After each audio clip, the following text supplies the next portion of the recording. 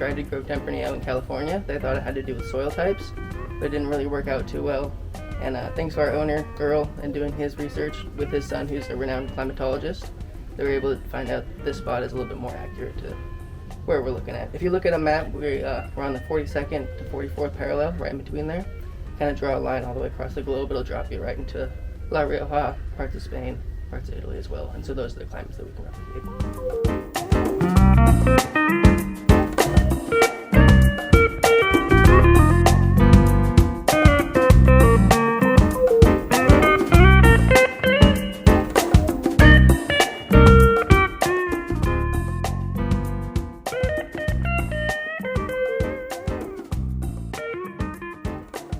So you've got the 2018 Grenache to start it off.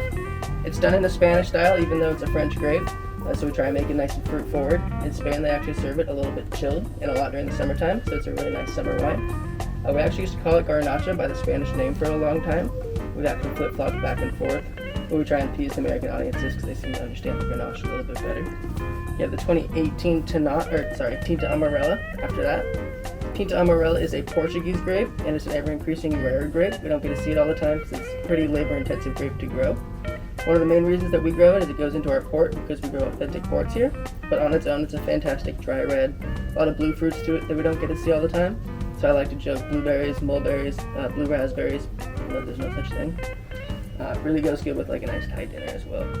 You have the 18 Malbec after that, also done in a French style. So it sees French oak, it's supposed to be nice and fruit forward. Really goes good with chocolate or batch of brownies. I know that because I did my homework, of course.